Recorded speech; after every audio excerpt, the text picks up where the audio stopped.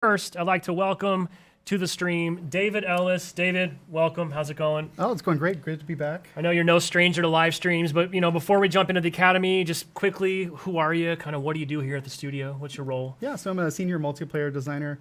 I've been at the studio since 2010, so I was early days. Back when Halo Reach, you were on the Reach, and we I was actually, over here. I remember we both supported the Reach launch event. That's right. In fact, we just had the Reach anniversary, so good timing there. It's been a long time. Neither of us had gray hair at that point. Yeah, I'm quite a bit hairier. That's fair to say. Yeah, so I've been at the studio for a long time. I've been working on the game since Halo 4. Was focused on Spartan Ops in Halo 4, and then Halo 5 worked on the campaign, and then Warzone. And over the last several years, I've been working on bringing the Academy feature set, hoping to bring that forward to Halo Infinite. Yeah, so we won't go super deep because I know you and the team have helped us on a number of blogs. We've talked about the Academy, but just for folks that might be joining us for the first time or didn't play in the last tech preview, give us the high-level elevator pitch. Like, what is the Academy? How does it fit into the game? And what's the kind of the goal and the intent behind it? Yeah, so I would encourage everyone to check out the recent Inside Infinite blog.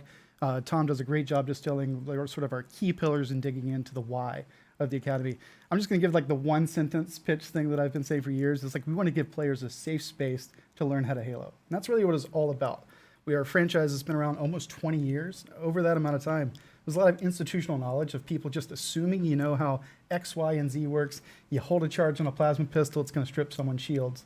Not everyone's going to know that. We wanted to provide modes and tools and opportunities for people to be able to learn that while they're not getting shot in the face in multiplayer. Yeah. And so when we launch this year on December 8th, we're going to be featuring 3 pillars in the Academy. We're going to have a tutorial, which is like a first for multiplayer in Halo. And that's going to be a linear mission where you're going to explore the Avery J. Johnson Academy of Military Sciences. And you're going to be introduced to Spartan Commander Agrena as well. And you're going to have a series of objectives that's going to onboard you into the world and universe that Halo Infinite takes place in. Also give you the opportunity to introduce all the new additions in Halo Infinite. You're going to get your personal AI. You're going to learn about all the different equipment and things like that and help everyone onboard into that experience. And then we have 2 other options too. We have weapon drills, which we had in the previous tech preview. Everyone got to check out a slice of that experience. That, of course, will be coming back with all of our projectile weapons are going to be featured in the weapon drills. And then training mode, which players will get a chance to check out for the first time in our upcoming tech preview, is another feature. And really at its core, it's an unlimited bot Slayer match you get to hop into, but then we have the training options menu layered on top of it. And that lets you play around with player loadout, all kinds of bot difficulty settings. It's really just a place where you can explore the entire Halo sandbox in a safe way. Yeah, I'm a huge fan of the Academy. We've talked a lot. Obviously, it was super well received in the tech preview, and I know the goal there is to help onboard and acclimate players, but it also got a little sweaty during that tech preview, right? So, if I'm not mistaken, you were putting the call out there for high scores, and I imagine we'll see people doing that yet again this time. Yeah, that was fun, and we've actually had a chance to go back and check and make some changes to the weapon drills from that tech preview as well. So I'm excited for people to check out some of those. Well, why don't we jump in? I think you were going to put me on the spot and make me probably compete and embarrass myself. But yeah, I thought it'd be cool to showcase weapon drills, talk a little bit about what's changed, and then I know for a fact we have at least one new gun that we've added this time as well, which I'm sure people would love to check out. So I'll let you drive. We're gonna pick up our controllers. No shame in being a controller player out there.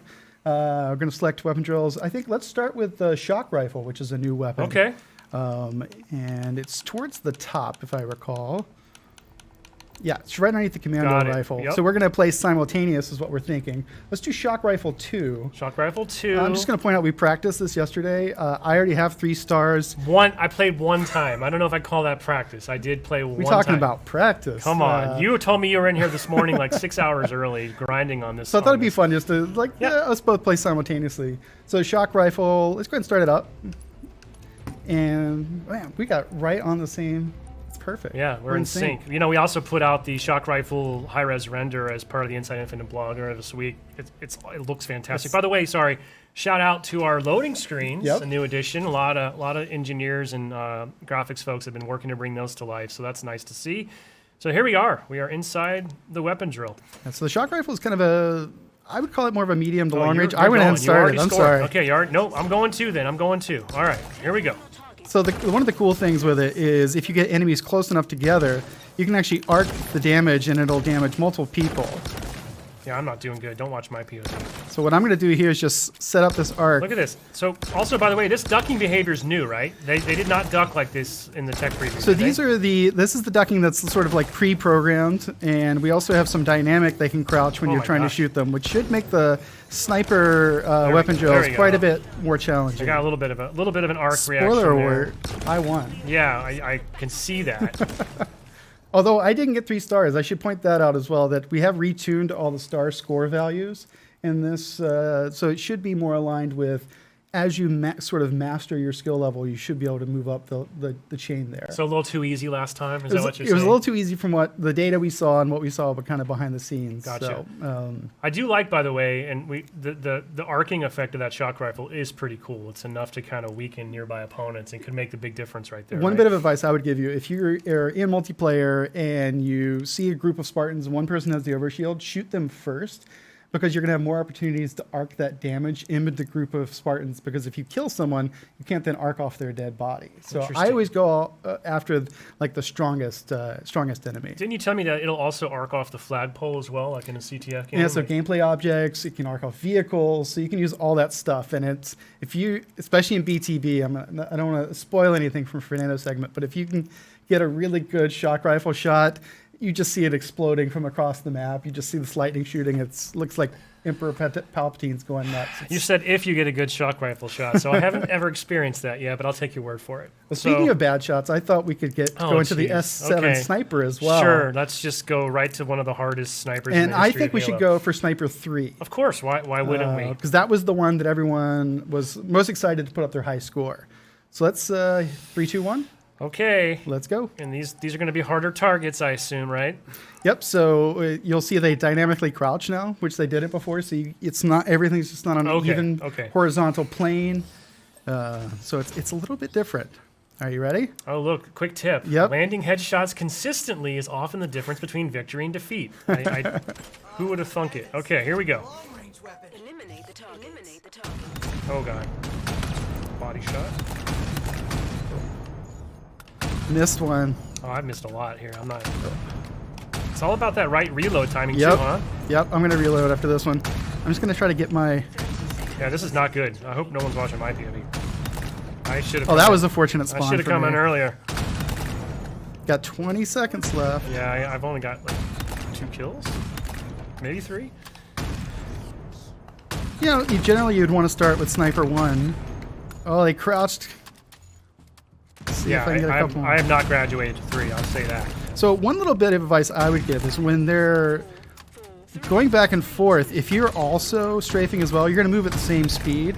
I find that's easier to kind of hone in your shot and get it just right. Yeah, I got a new high score, it says. Look at that. That's great. That's awesome. I didn't even get 3 stars that time. I needed 3 more thousand, so like 1.5 more shots.